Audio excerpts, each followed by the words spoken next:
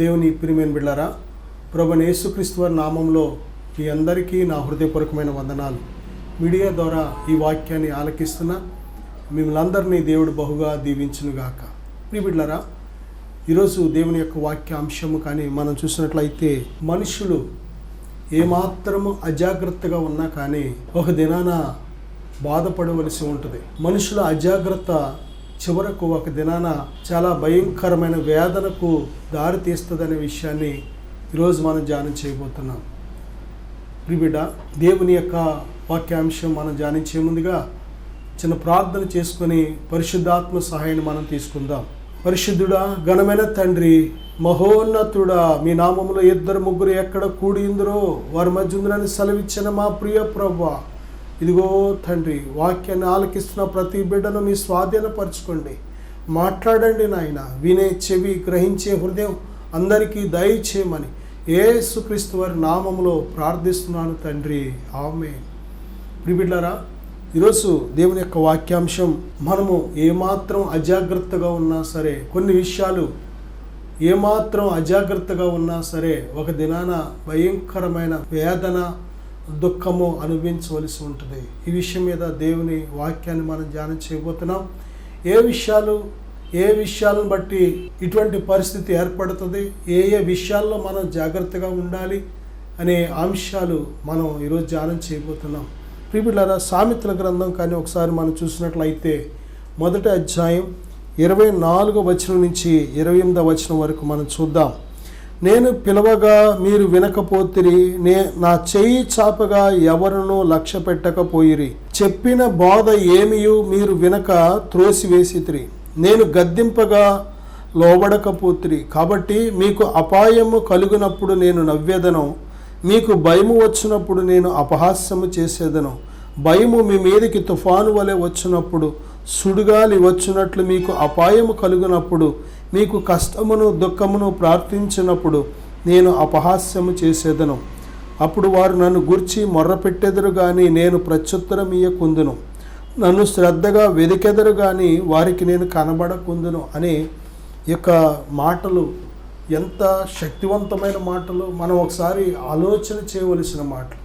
సామెతల గ్రంథం, బైబిల్లో ఉన్న ప్రతి ఒక్కరూ కూడా దయచేసి సామెతల గ్రంథం 1వ అధ్యాయం 24వ వచనం నుంచి 28వ వచనం వరకు ఒకసారి మనం చాలా సీరియస్గా ఆలోచించాలి. దేవుడు పిలుస్తున్నాడు, దేవుడు గద్దిస్తున్నాడు, దేవుడు బోధిస్తున్నాడు, దేవుడు తన 2 చేతులు మన వైపు చాపి ఉన్నాడు. కానీ మనం మాత్రం దేవునికి లోబడట్లేదు. బిడ్డలారా, దేవుని యొక్క స్వరము అందరికీ అంతటా వినబడుతుంది. దేవుడు ఏ ఒక్కరికి దూరంగా లేడు. ఆయన మనస్సు ద్వారా మాట్లాడుతున్నాడు, హృదయం ద్వారా మాట్లాడుతున్నాడు, తలంపుల ద్వారా మాట్లాడుతున్నాడు. పరిశుద్ధ ఆత్ముడు వచ్చి పాపమును గురించి ఒప్పింప చేస్తున్నాడు. నువ్వు చేయుచున్నది ఇది పాపము, ఇది తప్పు, ఇలా జీవించకూడదు అని దేవుడు ఎంతగానో గద్దిస్తున్నాడు.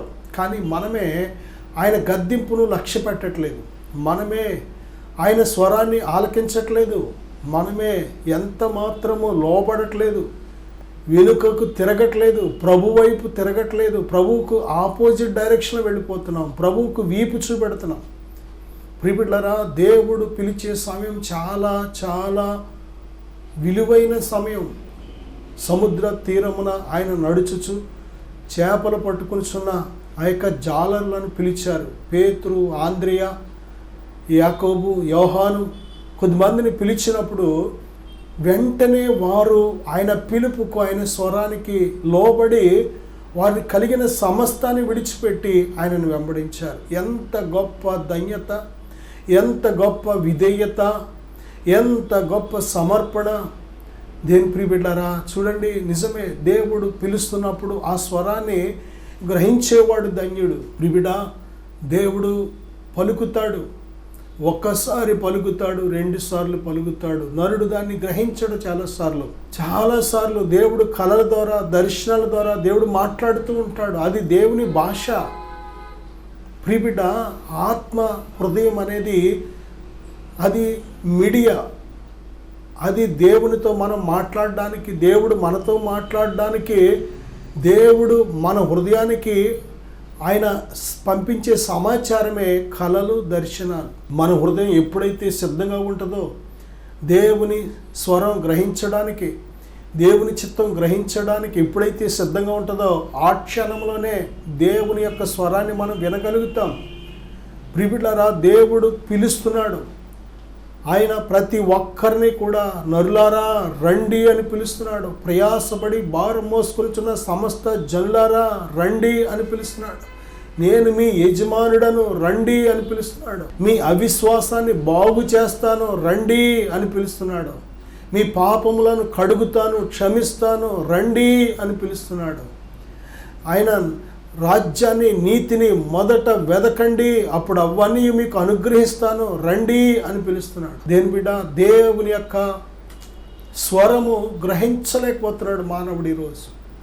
శరీర సంబంధమైన స్వరము, లోక స్వరము, సాతాను స్వరము, అనేక స్వరాలు, పాపపు స్వరాలకు లోబడిపోతున్నాడు. ఈ యొక్క పాపపు స్వరాలను బట్టి దేవుని స్వరాన్ని గ్రహించలేకపోతున్నాడు. ప్రభు చెప్తున్నారు కదా, నా గొర్రెలు నా స్వరము వినును. ప్రభువైన యేసుక్రీస్తునందు విశ్వాసం ఉంచిన వ్యక్తివైతే, ప్రభువైన యేసుక్రీస్తు వారిని వెంబడించాలని తీర్మానం తీసుకున్న వ్యక్తివైతే తప్పనిసరిగా నీకు ఆయన స్వరం వినబడుతుంది. లోబడే మనసున్న వారికి తప్పనిసరిగా దేవుని స్వరం వినబడుతుంది. లోబడలేని వాడికి చూడండి, చాలాసార్లు మన గృహాల్లో తల్లి బిడ్డలను పిలుస్తూ ఉంటుంది, ఒరే రండి, ఇంట్లోకి రండి, చదువుకోండి, లేక ఇది స్నానం చేయండి, ఇదిగో లేక భోజనం చేయండి అని పిలుస్తూ ఉంటే తల్లి ఎంత స్పష్టంగా గట్టిగా పిలిచినా సరే పిల్లలు లెక్క చేయరు అసలు. ఆ తల్లి కానీ ఆ తండ్రి కానీ చాలా గట్టిగా అరిచినప్పుడు, చాలాసార్లు బెత్తం పట్టుకొని కోపంతో వచ్చినప్పుడు ఒకేసారి లెగిస్తారు. అప్పటి వరకు కూడా ఆ తల్లి ఎంత మృదువుగా ప్రేమగా ఆ తండ్రి పిలిచినా సరే ఆ పిల్లలు లోబడరు. ఈరోజు ఈ భూమి మీద మానవుల పరిస్థితి కూడా అలాగే ఉంది. దేవుడు తన స్వరాన్ని వినిపింపచేస్తున్నాడు, కానీ మానవుడు దేవునికి ఏమాత్రము కూడా అందుబాటులో లేడు. మానవుడు పూర్తిగా ఎక్కడున్నాడు అంటే అవుట్ ఆఫ్ కవరేజ్ ఏరియాలో ఉన్నాడు. దేని బిడ్డ, మనం చాలాసార్లు ఫోన్లు చూడండి, సిగ్నల్ అందలేని ప్రాంతాలకు వెళ్ళినప్పుడు ఆ యొక్క ఫోను మనం ఎవరికైనా చేసినట్లయితే ఎలాగా ఇటువంటి వాయిస్ మనకు వినపడుతుంది, మీరు ప్రయత్నిస్తున్న వారు ప్రస్తుతం కవరేజ్ ఏరియాలో లేరు అన్నట్టు. ఈరోజున దేవుడు మానవుల హృదయాలకు తన స్వరాన్ని, సంకేతాన్ని, తన వాక్యాన్ని పంపిస్తున్నాడు, తన శబ్దాన్ని వినిపింపజేస్తున్నాడు. కానీ మనుషులు ఏమాత్రము కూడా అందుబాటులో లేరు దేవునికి. బిజీగా ఉన్నారు. కొద్దిమంది ధనము సంపాదన అనే బిజీ, కొద్దిమంది లోకం సంపాదించాలి అనే బిజీ, కొద్దిమంది పేరు సంపాదించాలి అనే బిజీ, కొద్దిమంది మనుషులు సంపాదించాలి అనే బిజీ. దేని బిడ్డారా, ఒక్కొక్కరు ఒక్కొక్కటి సంపాదించడానికే చాలా బిజీగా ప్రయాసలో ఉన్నారు. కానీ బైబిల్ చెప్తుంది, ఒకడు లోకమంతయు సంపాదించి తన ప్రాణం పోగొట్టుకుంటే వానికి ఏమి ప్రయోజనం? దేని బిడ్డ, దేవునిని సంపాదించుకున్నవాడు ధన్యుడు. యెహోవా దేవుడుగా గల జనులు ధన్యులు. ప్రభువైన యేసుక్రీస్తును ప్రభువుగా కలిగిన వారు ధన్యులు. ప్రిబిడ్డ, సమయం ఉన్నప్పుడే, ఆయన పిలిచినప్పుడే నువ్వు లోబడితే, ఆయన రేపొద్దున నువ్వు మొర్రపెట్టినప్పుడు, నీకు అపాయం వచ్చినప్పుడు, నీకు శ్రమ వచ్చినప్పుడు నేనున్నాను, నువ్వు భయపడకు, ఎందుకు భయపడుతున్నావు అని అంటాడు ఆయన. ఆయన పిలిచినప్పుడు మనం లోబడకపోతే, ఆయన పిలిచినప్పుడు మనం వెనుదిరిగి ఆయన వైపు రాకపోతే, దేని బిడ్డ, రేపు శ్రమ వచ్చినప్పుడు మనం అడుగుతాం కానీ, మొర్రపెడతాం కానీ, ఆయన అంటాడు కదా, మీరు ఎక్కడి వారో నాకు తెలియదు అంటాడు, మీరెవరో నాకు తెలియదు అంటాడు. నిజమే దేని బిడ్డరా, ఎందుకు మనం అటువంటి స్థితిని తెచ్చుకోవాలి? దేవుడు ఇస్తున్న ఈ ఉన్నతమైన మంచి సమయాన్ని, ఈ అవకాశాన్ని ఎందుకు వినియోగించుకోకూడదు? నేడు అనబడే సమయం ఉన్నప్పుడే ఆ ప్రభు పాదాల చెంత మన జీవితాన్ని ఎందుకు సమర్పించుకోకూడదు? ఆయన స్వరాన్ని విని మన బ్రతుకులు ఎందుకు బాగు చేసుకోకూడదు? ఆయన బాగు చేయడానికి వచ్చాడు కదా. ప్రియబిడ్డ, మనల్ని రక్షించడానికి వచ్చిన ఆయన్ని, మనల్ని బాగు చేయడానికి వచ్చిన ఆయన్ని, మనల్ని లేవనెత్తడానికి వచ్చిన ఆయన్ని అపార్థం చేసుకుంటున్నాం. మనల్ని నాశనం చేసే వాటిని, మనల్ని మభ్యపెట్టే వాటిని, మనల్ని భ్రమపరిచే వాటిని మనల్ని మోసం చేస్తున్న వాటిని నమ్ముతున్నాం, సమస్తాన్ని వాటికి సమర్పిస్తున్నాం. ప్రియబిడ్డ, ఒకసారి ఆలోచన చేయి, నీ హృదయాన్ని ఒకసారి పరిశీలన చేసుకో. ఈరోజు దేవుని స్వరం వింటే రేపు నీ బ్రతుకు బాగుంటుంది. ఈరోజు దేవుని వాక్యానికి నువ్వు లోబడితే నీ బ్రతుకు బాగుంటుంది. ప్రియబిడ్డ, ఈరోజు అనేది పునాది. రేపటికి, ఎల్లుండికి, వచ్చే నెలకి, వచ్చే సంవత్సరానికి, రాబోయే తరానికి, రాబోయే ఆ యొక్క నిత్యత్వంలో పునాది ఈరోజు అనేది ఎంత ప్రాముఖ్యమైందో తెలుసా? నిన్న అనేది జరిగిపోయింది, ఈరోజు ఇంకా మనం సజీవులుగా ఉన్నాము అంటే పునాది వేసుకోవడానికి దేవుడు మనకు అవకాశం ఇచ్చాడు. అందుకే నేడే రక్షణ దినం, ఇదే అనుకూలమైన సమయం. అంటే దాని అర్థం ఇదే టర్నింగ్ పాయింట్. నేడు అనబడే సమయం ఉన్నప్పుడే ప్రభు స్వరాన్ని విని ప్రభుకు లోబడు. రెండవదిగా మనం చూస్తే ప్రియబిడ్డలారా, లూకా సువార్త 13వ అధ్యాయం 3వ వచనములో, మీరు మారు మనస్సు పొందని ఎడల మీరందరూ అలాగే నశింతురు అనే మాట మనం చూస్తున్నాం. సిలోయము అనే ప్రాంతంలో ఒక గోపురం కూలి చనిపోయారు. చనిపోయిన వారిని గురించి చాలామంది అనుకుంటున్నారు, వీరు ఎంత భయంకరమైన పాపులైతే ఇటువంటి మరణం వచ్చింది, వీళ్ళు ఎంత భయంకరమైన పాపులైతే ఇటువంటి మరణాన్ని పొందవలసి వచ్చిందని అందరూ అనుకుంటున్నారు. ప్రియబిడ్డలారా, చాలామంది కొన్ని మరణాలు చూసి అనుకుంటూ ఉంటారు, ఏమనంటే వీళ్ళు ఎంతో ఘోరమైన పాపులు కాబట్టే ఇలాంటి మరణం పొందారు అనుకుంటూ ఉంటాం. కానీ ప్రభు చెప్తున్నారు, మారు మనసు పొందకపోతే, మారు మనసు పొందని వారు పరిస్థితి కూడా ఇంతే అని ప్రభు చెప్తున్నారు. చాలాసార్లు నీతిమంతుడిగా నువ్వు బ్రతికినంత మాత్రాన ముగింపు అనేది సరిగా ఈ భూమి మీద ఉండొచ్చు, ఉండకపోవచ్చు. ఇది మనుషుల లెక్కలో. కానీ దేవుని లెక్క అలా కాదు. దేవుని బిడ్డలారా, ధనవంతుడు ఎంతో గొప్పగా బ్రతికాడు, ఎంతో దుష్టుడిగా బ్రతికాడు, ఏమాత్రం దేవుని లెక్క చేయకుండా బ్రతికాడు, దేవుని విశ్వసించకుండా బ్రతికాడు, దేవునికి ఏమాత్రము లోబడకుండా బ్రతికాడు. కానీ ముగింపుకు వచ్చేటప్పటికి తన ప్రయాణం, దేవుని బిడ్డలారా, ఈ లోకం విడిచిపెట్టిన మరుక్షణమే తన ఆత్మ పాతాళములో వేదన పడుతుంది.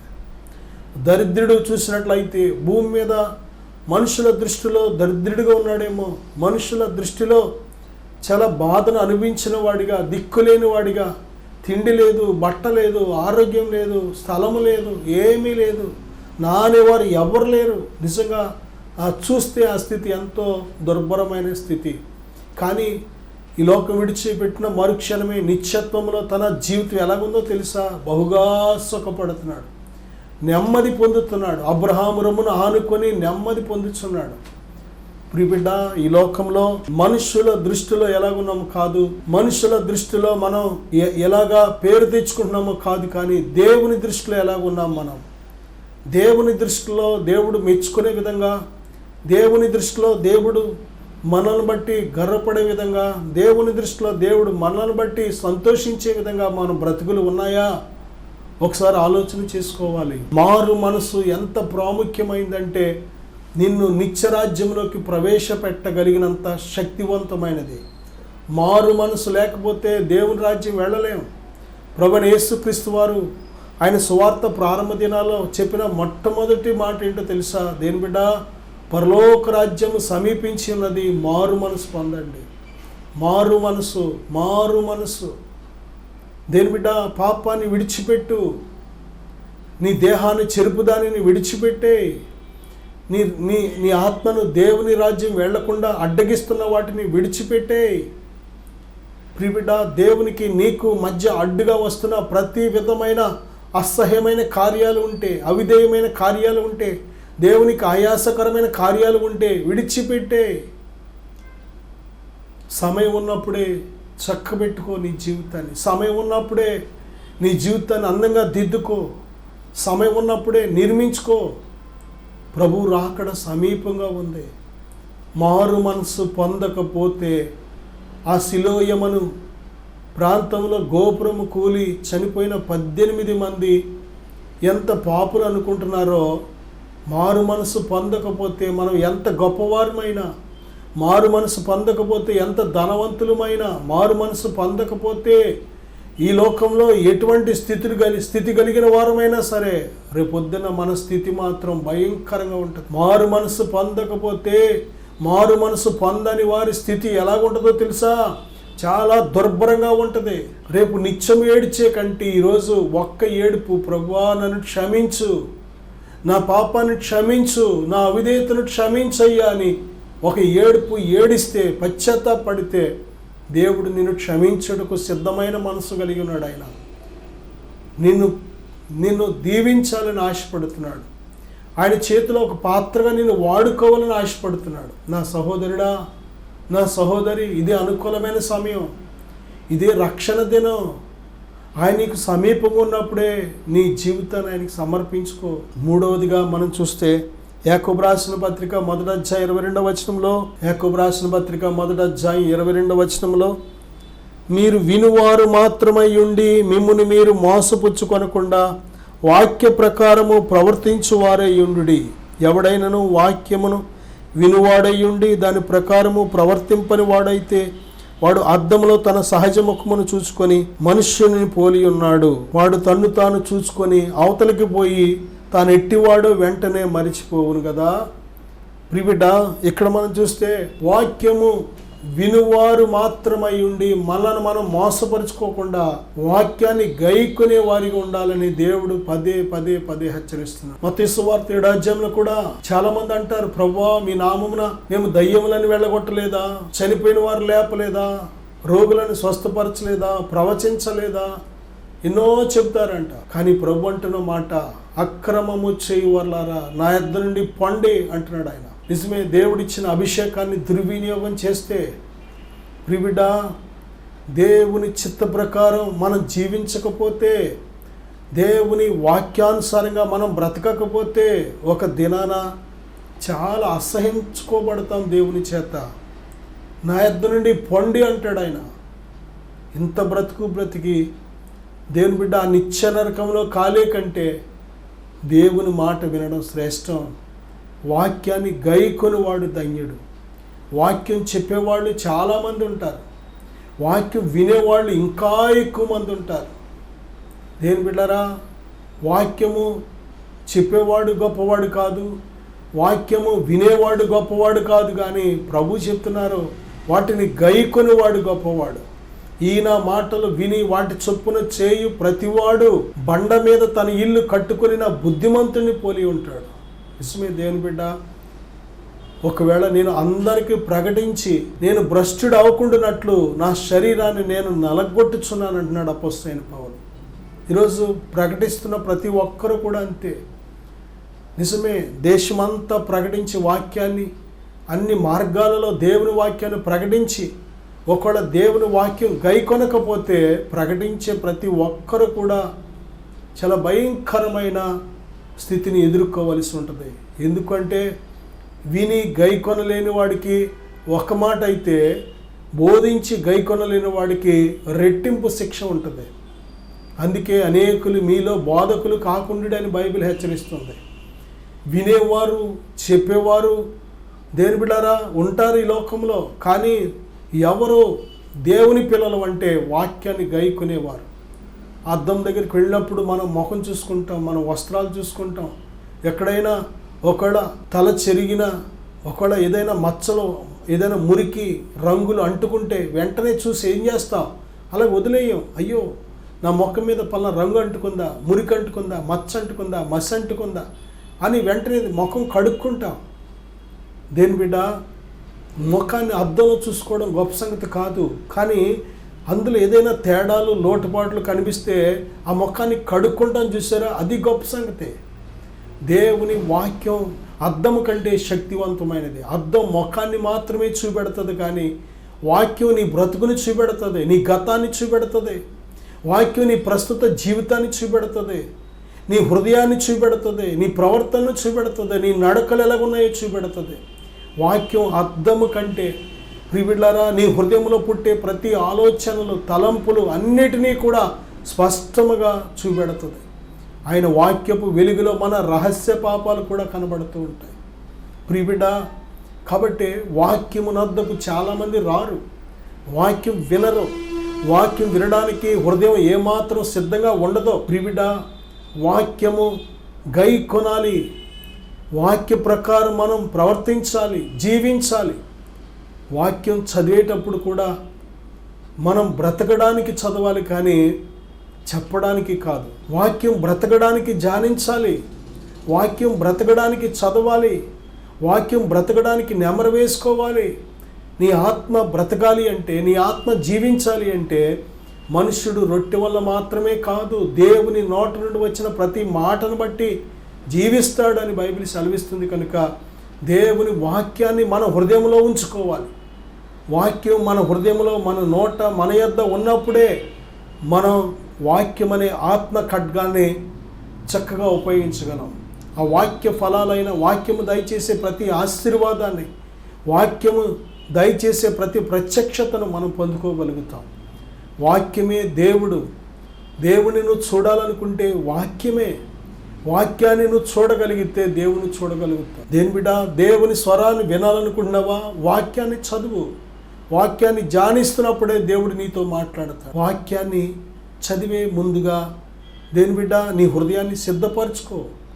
నీ హృదయంలో సమస్తమైన కల్మషం పెట్టుకుని మత్సరం, కుళ్ళు, కోపం, ద్వేషం, పగ, చెడు చూపులు, చెడు మాటలు, చెడు సహవాసాలు ఇలాంటివన్నీ పెట్టుకొని నువ్వు వాక్యాన్ని చదివితే అది ఫలించదు అస్సలు.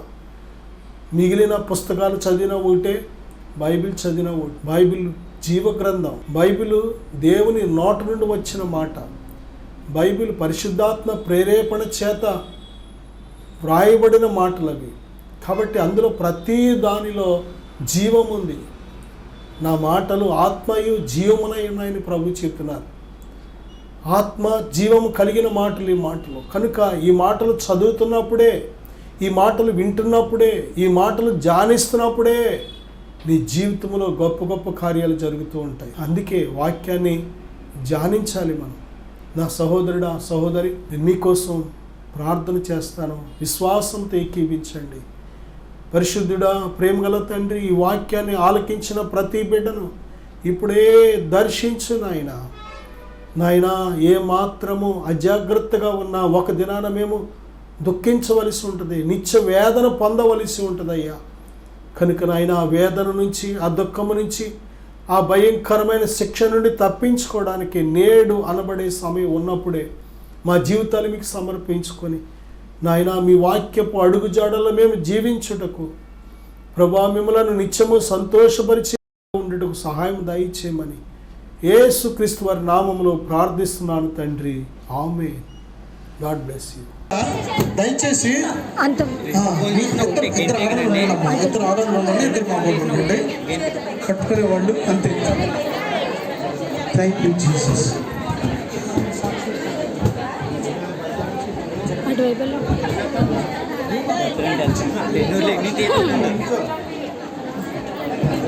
చూడు చూడు చూడు చూడు చూడు.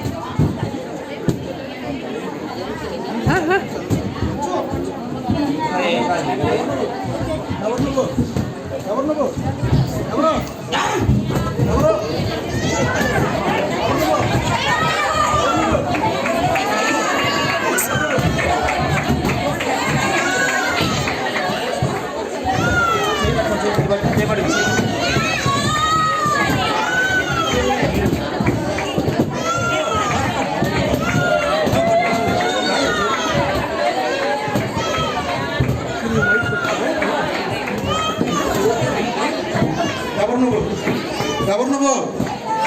ఎవరు నువ్వు? ఎవరు నువ్వు? ఎవరు నువ్వు? ఎక్కడి నుంచి వచ్చావు? ఎవరు నువ్వు? చెప్పు. ఎవరు నువ్వు? ఎవరు నువ్వు? ఎవరు నువ్వు? ఎవరు నువ్వు? ఎవరు నువ్వు? ఎవరు నువ్వు? ఎవరు నువ్వు? ఎవరు నువ్వు? ఎవరు నువ్వు? ఎవరు నువ్వు? ఎవరు?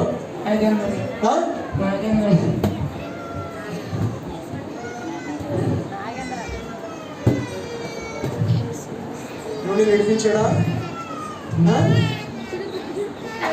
ఏముందా అక్క నీలో?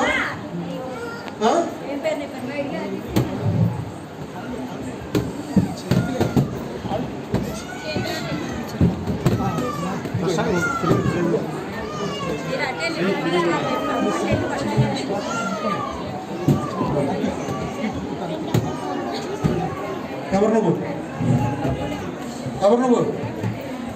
ఎవరు నువ్వు? ఎవరు నువ్వు? ఎవరు నువ్వు? దెయ్యాను బా. ఎక్కడి నుంచి వచ్చావు? ఎవరు నువ్వు? ఎవరు నువ్వు? ఎవరు నువ్వు? ఎవరు నువ్వు? ఎక్కడి నుంచి వచ్చావు? ఎక్కడి నుంచి వచ్చావు? ఎక్కడి నుంచి వచ్చావు? ఎక్కడి నుంచి వచ్చావు? ఎక్కడి నుంచి వచ్చావు? ఎక్కడి నుంచి వచ్చావు? ఎక్కడి నుంచి వచ్చావు? బయటికి అయిపోయింది నీ సమయం. యేసుక్రీస్తు నామములో ఇప్పుడే బయటికి.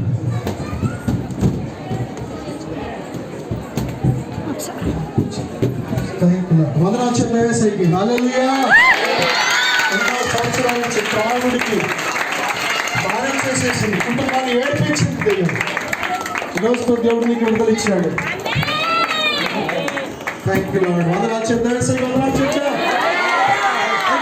హల్లెలూయా హల్లెలూయా.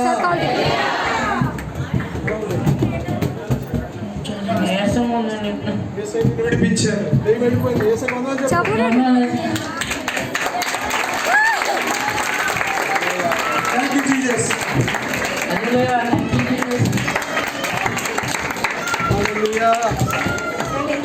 హల్లెలూయా. నా పేరు నాగేంద్ర. మీరు ఏ ఊరు నుంచి వచ్చారంటే? మీ చర్చికి ఎప్పటి నుంచి వస్తున్నారు? 5 years నుంచి. 5 years నుంచి వస్తున్నారు. ఇప్పుడు మీకున్న సమస్య ఏంటి? ప్రింటింగ్ ఎక్కువ ఉన్నాయి, దాని గురించి పాస్పోర్ట్ విడుదల ఇస్తారని చెప్పి వస్తున్నాను. ఏ సమస్య? రావడానికి సమస్య. మరి దైవజనుల దగ్గరికి వచ్చినప్పుడు ఈ సమస్యను ప్రార్థిస్తున్నప్పుడు దైవజనులు ఆ సమస్యను విశ్వసించి ప్రార్థించినప్పుడు మీకు ఎలా అనిపించింది? అసలు నేను దగ్గరికి వెళ్ళకపోయాను. కొండని మంటలు వచ్చేసి ఆయన దగ్గరికి వెళ్తుంటే ఆయనకి పారిపోయాను. ఆయన దగ్గరికి కూడా వెళ్ళకపోయాను అసలు. అప్పుడు నేను పక్కన వాళ్ళని పట్టుకుని ఫస్ట్ వాటర్ స్ప్రే చేయగానే ఏమేమి తెలియదు, పడిపోయాను. అలా అంతా పట్టేసినట్టు అయిపోయి తర్వాత వెళ్ళిపోయాను. కిందకి వచ్చాను ఆ వాటర్ స్ప్రే చేసి. తర్వాత మీకు రిలీఫ్ అనిపించింది. ఇప్పుడు మీరు ఇతరులకు ఇచ్చే సాక్ష్యం ఏంటి? దేవుడు నమ్మదగిన దేవుడు, పరిశుద్ధమైన దేవుడు. నేను కూడా నమ్మాను. నాకు కొంచెం బాగుంది. మరి ఈ బ్రదర్ జీవితంలో అనేకమైన బంధకాలు, త్రాగుడనే బంధకం నుంచి ఎంతో మరి దేవునికి ఆయాసకరంగా జీవించాడు. కానీ దేవుని ఎదుకు వచ్చేవారిని ఆయన ఎంత మాత్రమో కూడా ఎక్కివాడు. ఎందుకంటే ఆయన మన కన్న తండ్రి కనుక. మరి దైవజనులకి దగ్గరికి వచ్చి ఆ అభిషేక వాటర్ని సేవ్ చేస్తే నా జీవితం బాగుపడుతుందని వచ్చి దైవజనులతో ప్రార్థన చేస్తున్నప్పుడు మరి ఆ యొక్క దురాత్మ అతని నుంచి వీడి వెళ్ళిపోయి ఎంతో నెమ్మది సమాధానంతో ఆ బిడ్డ నింపబడ్డాడు. ఇది కేవలం దేవుని యొక్క మహిమ. మనందరం కూడా ఒకసారి చప్పట్లు కొట్టి దేవుని నామమున